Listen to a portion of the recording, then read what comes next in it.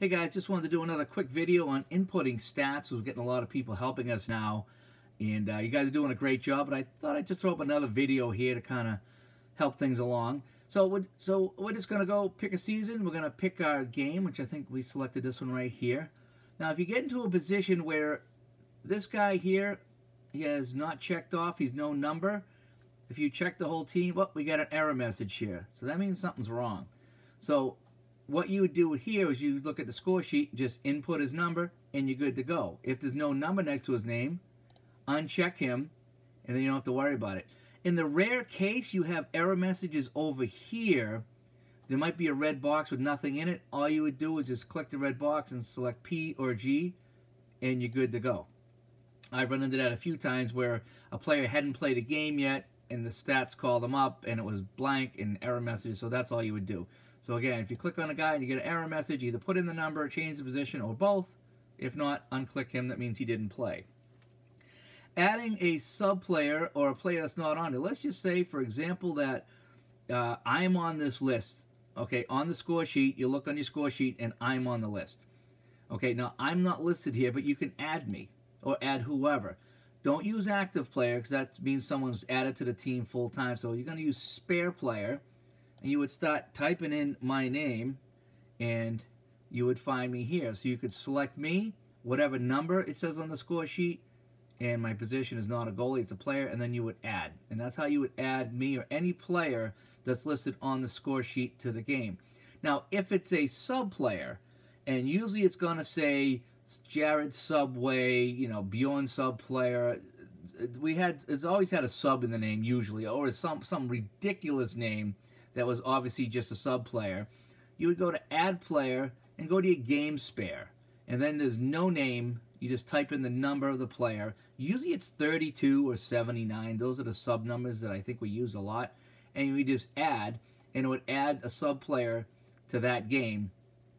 It's basically a placeholder. So over here you'd see sub player 32.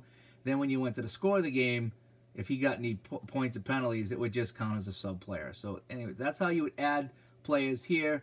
You're mostly going to use spare player if it's an actual player, or game spare, which is just a sub. Okay. Same goes for goalies. If you got a goalie sub, which was usually number 35, you would change it here to goalie. You would add, and then when you went back here, you would uncheck the goalie who was playing in the game, and you would have the spare goalie play. So up here would show spare goalie. And that's how you would select the spare goalie. Now, going on to the game, a couple things real quick. Obviously, your goalie saves. I've been trying to do them first because I always forget to put them in. So click on your goalie saves. And on the left side, it'll show the shots against House of Pain. So that would be the saves minus the goals. So if they had 11 shots, and you gave up 2 goals, it'd be 9. And then you go right down the list, and even in overtime. So put those in. Make sure the green dot comes up to save that. I usually do that first. Penalties. Most penalties are here under minor, too many minutes. Okay, your roughings, your hooks, and everything. If there's a too many men, you got to go to bench minor, and then you got your too many men. Your double minors are right here. That's your 4-minute penalties. If you don't see it, if there's some penalty on the score sheet, and sometimes we put in a funny one, you know, throwing the stick like so and so, you could just pick anything at all. It's not that important, you know, to get what it was right. So just put in a rough if it happens to be that way.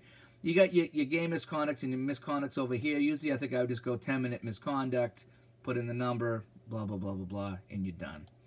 If you want to get real crazy, when putting in a penalty, if you happen to see, let's say you see a rough, and it was at, okay, let's just say 11-11, and you say, oh, geez, the other team has a roughing at 11-11 too. Those were matching penalties. So if you want to, you can uncheck this box that says PPO, which is power play opportunity, and then you would do that for both teams. So this penalty at 11-11, and then that penalty at 11-11, and that would not create a power play opportunity. You don't have to do that. Don't go back and fix anything, but it's just if you see it and you catch it, you can put it in there. It just changes the stats for power play opportunity. Not that big of a deal. And I think that's about all I wanted to go over today. I want to talk about the rosters a little bit. Oh, pull in the goalie. So you go to change goalie. You would select the period, put in your time, which is most likely 0100, and then whatever team pulled the goalie, and it goes to pull right away. and you'd save it, and that takes the goalie out. If for some reason on the score sheet they scored an open net, they put the goalie back and they scored again, you do the same process. You come over here, change goalie, put in your period, put in the time he came back. So he came back at 00:45. It was the home team, and you would put return goalie. And then it would you put the number in, the goalie would come back. Or if you wanted to change a goalie, sometimes, occasionally there's two goalies, you could put the time in that we changed the goalie and put him in here. Again, it's all pretty much spelled out nice and easy on this thing here. And lastly, I don't think we had any penalty shots indicated, but if there was indicated, we have a penalty shot feature here, and you can put in the time, and it's going to be a goal is what it's going to be. We wouldn't put any penalty shots in that didn't count. So anyway, so that's a little advanced thing there on solving your roster issues if you had any red boxes. And one more thing too, if you happen to have people with the same number on the roster, sometimes these rosters get quite long, and you'll see number 13 Mahoney and number 13 Morelli and number 13 somebody else.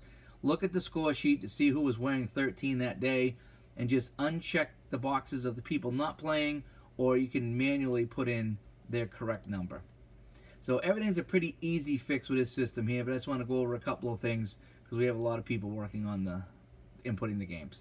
And that's about it. If you got any questions, obviously just shoot me a message and I'll try to answer the questions. Thanks.